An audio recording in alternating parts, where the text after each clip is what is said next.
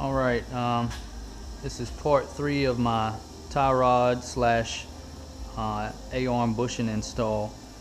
I did not get my tie rods today.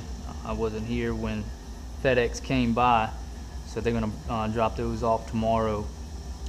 As far as the bushings go, I ordered a full set from Super Dave, and this is what one of the uppers looks like.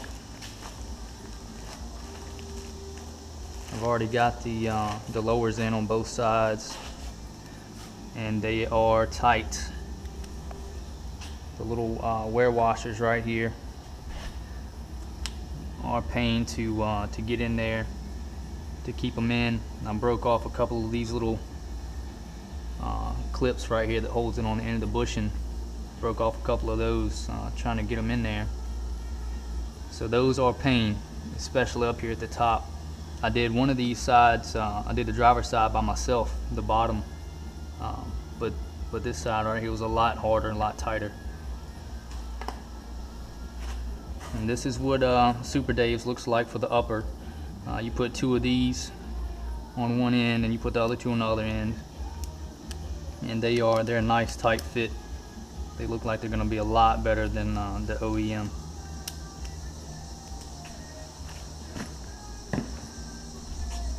And if you haven't seen what the originals look like, this is what comes out of it. These come out the lowers right here, and they're pretty easy to squeeze. They're not tough by any means. And 2 of these come out of each top.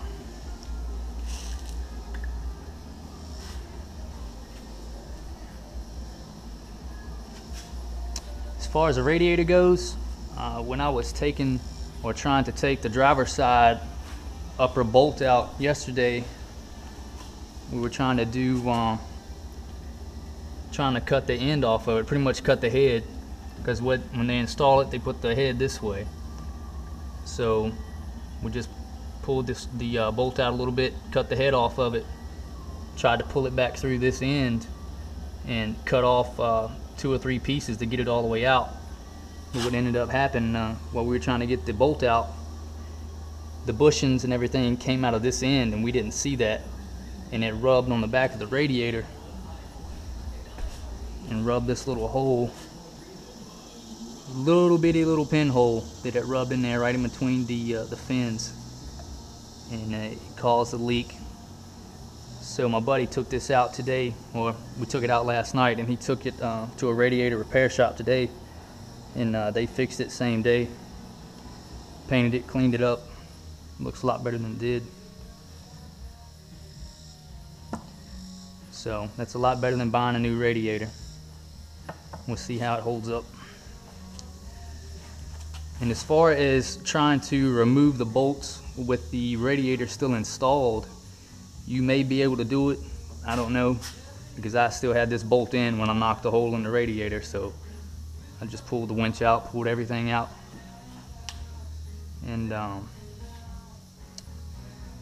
we just left the winch still hooked up.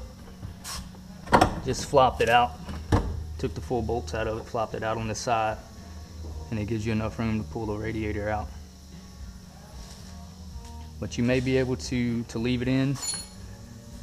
The only issue I would see, if your bottom of your radiator mounts right here, I was thinking maybe you could slide it side to side enough to get the radiator by the bolt where you can pull the bolt out, but the winch may still stop that if your hose doesn't, because you don't have a lot of play on the side with the hose.